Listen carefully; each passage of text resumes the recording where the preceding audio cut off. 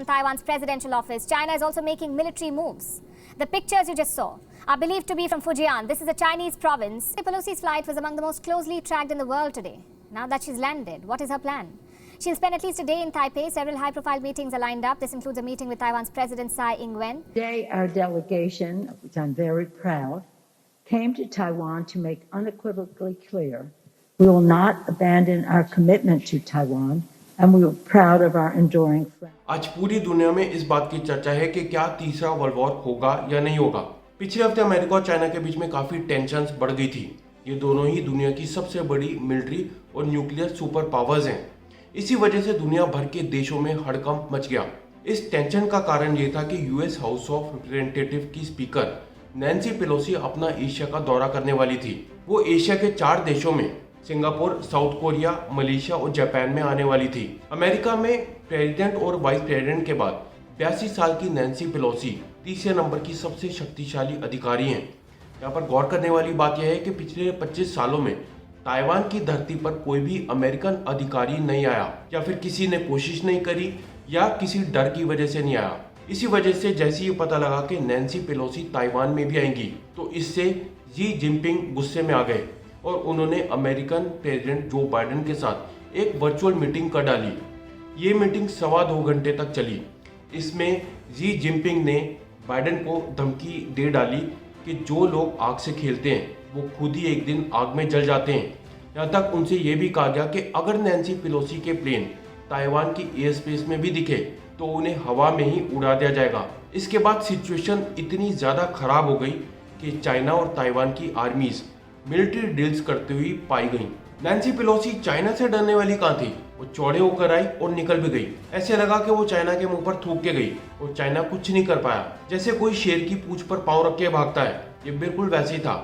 इसके बाद Nancy Pelosi ने यह भी कहा कि अमेरिका की ताइवान के साथ सॉलिडेरिटी बहुत जरूरी है।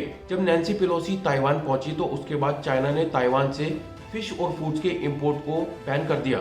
यहाँ तक कि चाइना से ताइवान के लिए सैंड एक्सपोर्ट्स को भी सस्पेंड कर दिया। ये सैंड ताइवान में चिप्स मैन्युफैक्चरिंग में इस्तेमाल होती है, खाने वाली चिप्स नहीं, सेमीकंडक्टर चिप्स। बहुत से एक्सपर्ट्स का तो मानना है कि अगर चाइना और ताइवान में इतनी ज्यादा टेंशन थी तो आखिर मैडम पेलोसी को ताइवान में जाने की जरूरत क्या थी? चाइना को नाराज करने की जरूरत क्या थी? आज चाइना की हिम्मत बहुत ज्यादा बढ़ चुकी है। वो तिब्बत पर अपना कब्जा करता है, कोई कुछ नहीं कहता। वो हांगकांग की डेमोक्रेसी को खत्म कर देता है, कोई कुछ नहीं कहता। इसी वजह से आज चाइना की दादागिरी बहुत ज्यादा बढ़ चुकी है। मगर अब सवाल उठता है कि क्या अमेरिका इस मामले को बिगाड़ रहा है और सबको वर्ल्ड वॉर 3 की तरफ धकेल रहा है, या फिर जी जिनपिंग खुद ही एक वॉर चाहते हैं, अपनी पॉपुलैरिटी को बढ़ाना चाहते हैं और अपनी मिलिट्री स्ट्रेंथ दिखाना चाहते हैं। आज चाइना एक बहुत बड़ा देश है, इकोनॉमिक सुपर पावर है, तो वो क्यों अपने बचपन के प्यार ताइवान के पीछे पड़ा है? अगर आज कोई भी ताइवान को टच भी करता है तो चाइना भड़क जाता है। आखिर चाइना ताइवान को छोड़ क्यों नहीं देता? ये इतना ज्यादा टॉक्सिक रिलेशनशिप क्यों है? ताइवान एक बहुत ही ज्यादा छोटा देश है, उसकी खुद की सरकार है, खुद का झंडा है और खुद की आइडेंटिटी है। तो फिर चाइना क्यों ताइवान को अपने अंदर मिलाना चाहता है और अमेरिका जैसे बड़े देश के साथ लड़ने के लिए भी तैयार है? इन सभी चीजों के बारे में हम आज के वीडियो में बात करने वाले हैं। मगर आगे बढ़ने से पहले अगर आप इस चैनल पे नए हैं और अभी तक सब्सक्राइब नहीं किया तो कर लीजिए और बेल आइकन को दबाना ना भूलें।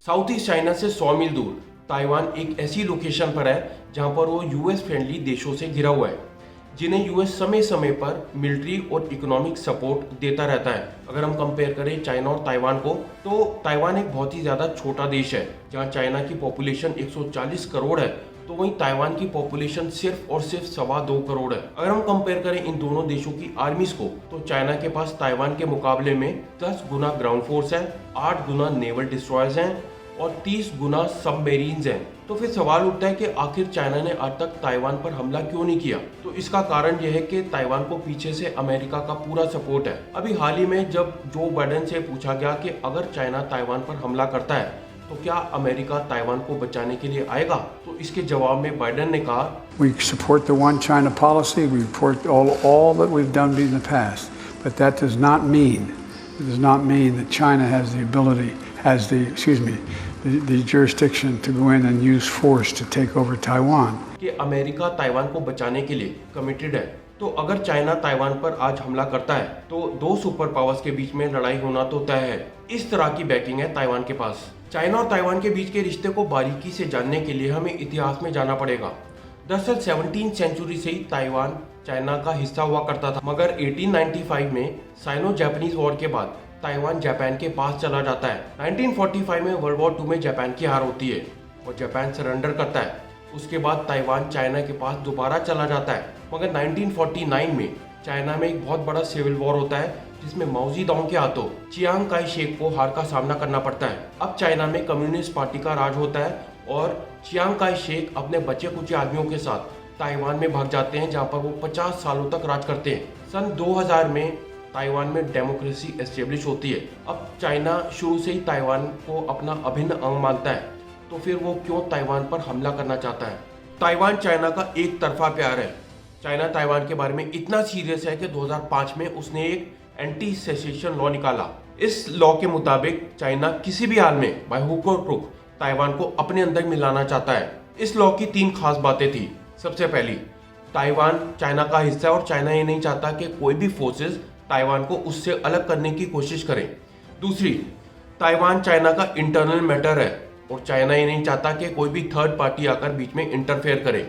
और तीसरी, अगर ताइवान इंडिपेंडेंस डिक्लेयर करता है तो चाइना अपनी सॉवरेनिटी की रक्षा के लिए अपनी फोर्सेस को वहां पर डिप्लॉय कर देगा। आखिर ताइवान जैसे छोटे देश में ऐसी क्या खास बात है कि अमेरिका इसके लिए चाइना से भी भिड़ने को तैयार है? तो इसके पीछे कई कारण हैं। सबसे पहला कारण है साउथ चाइना सी डिस्प्यूट। साउथ चाइना सी पूरी दुनिया का एक बहुत ही ज़्यादा इंपॉर्टेंट रीजन है। इस रीजन में 5 देश आते हैं: इंडोनेशिया, फिलीपींस, मलेशिया, ताइवान और वियतनाम। हर साल यहाँ से $3.37 ट्रिलियन का व्यापार होता है। पूरी दुनिया की 30% शिपिंग इसी रास्ते से गुजरती है। अगर हम बात करें अनटैप्ड रिसोर्सेज की, तो इस रीजन में 11 billion barrels of crude oil और 190 trillion cubic feet natural gas मौजूद रहती है। अब जो भी देश इस रीजन पर अपना कब्जा कर लेगा, उसे पूरी दुनिया पर अमेरिका समेत एक मिलिट्री एडवांटेज रहेगा। यही वजह है कि चाइना समय समय पर अपनी मिलिट्री शिप्स को यहाँ पर तैनात करता रहता है और ड्रिल्स कंडक्ट करता रहता है। आज अगर चाइना ताइवान पर हमला करता है और जीत जाता है तो $3 ट्रिलियन के ट्रेड रूट पर उसका कब्जा हो जाएगा। दूसरा कारण है सेमीकंडक्टर चिप्स। आज दुनिया में जितने भी गैजेट्स हैं, चाहे मोबाइल है, आपका लैपटॉप है, लाइट्स हैं, ओवन हैं या फिर ऑटोमोबाइल्स हैं, उन सभी में एक इम्पॉर्टेंट कंपोनेंट इस्तेमाल होता है, सेमीकंडक्टर चिप्स। दुनिया भर में जितने भी सेमीकंडक्टर चिप्स मैन्युफैक्चर होते हैं, उन सब में से 65% ताइवान में होते हैं। अगर हम बात करें मार्केट शेयर की, तो चाइना का इस मार्केट में मार्केट शेयर सिर्फ 6%, साउथ कोरिया का 17% और बाकी सारी दुनिया का 13% है। ताइवान की एक कंपनी है TSMC। ये कंपनी अकेले ही दुनिया का 50% से भी ज़्यादा सेमीकंडक्टर चिप्स मैन्युफैक्चर करती है। इसी वजह से अमेरिका और चाइना TSMC को सोने का अंडा देने वाली मुर्गी के रूप में देखते हैं। अगर हम बात करें बड़ी बड़ी कंपनियों की, एप्पल, इंटेल या फिर क्वालकॉम, ये सभी ताइवान से सेमीकंडक्टर चिप्स लेती हैं। जितनी भी बड़ी गाड़ियों की कंपनियां हैं, वोल्क्सवैगन, टोयोटा या फिर फोर्ड, ये सभी ताइवान पर सेमीकंडक्टर चिप्स के लिए हैवीली डिपेंडेंट हैं। अगर कोई देश ये सोचता है कि वो अपने यहाँ पर सेमीकंडक्टर चिप्स को मैन्युफैक्चर कर ले, तो ये बहुत मुश्किल है, क्योंकि ये पूरा प्रोसेस बहुत कॉम्प्लिकेटेड है, कॉस्टली है और टीडियस है। अगर आपको याद हो तो 2020 में पैंडेमिक की वजह से दुनिया भर में चिप शॉर्टेज हो गया था। इससे कई देशों में इकोनॉमिक क्राइसिस आ गया था। तीसरा कारण है कि ये लड़ाई अमेरिका के लिए उसकी रेपुटेशन और साख का सवाल है। अगर चाइना ताइवान पर हमला करता है और अमेरिका ताइवान को बचाने नहीं आता, तो कहीं ना कहीं वो सभी देश जिनके अमेरिका के साथ डिफेंस एग्रीमेंट्स हैं, जैसे जापान और कई नेटो अलाइज, ये सभी के सभी निराश हो जाएंगे। दुनिया अभी भी रशिया और यूक्रेन के वॉर से बाहर नहीं निकल पाई। ऐसे में अगर चाइना और अमेरिका की लड़ाई होती है तो कहीं ना कहीं ये दुनिया भर की इकोनॉमी के लिए बहुत बुरा होगा। शी जिनपिंग दुखी हैं, क्योंकि जैसी इकोनॉमिक ग्रोथ चाइना में होनी चाहिए थी वैसी नहीं हो पा रही। इसी वजह से वो डिस्ट्रैक्शन ढूंढने में लग गए हैं। वो अपनी मिलिट्री स्ट्रेंथ दिखाने की कोशिश में लग गए हैं। जब भी कोई कंपनी चाइना में बड़ी बन जाती है तो उसे दबा दिया जाता है, जैसे जैकमा की अलीबाबा के साथ हुआ। जब भी लोगों का ध्यान भटकाना होता है तो चाइना कभी श्रीलंका के पोर्ट्स में घुस जाता है, कभी अरुणाचल प्रदेश में आ जाता है, कभी इंडिया के साथ बॉर्डर डिस्प्यूट में पड़ जाता है, और अगर कुछ भी ना हो तो अपने बचपन के प्यार ताइवान के पीछे पड़ जाता है। जब भी इकोनॉमी नीचे जाती है तो डिस्ट्रैक्शंस बढ़ जाती हैं।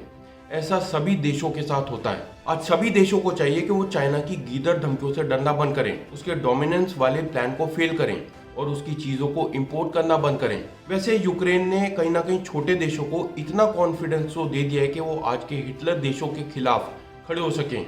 आपको क्या लगता है, क्या चाइना ताइवान पर हमला करेगा?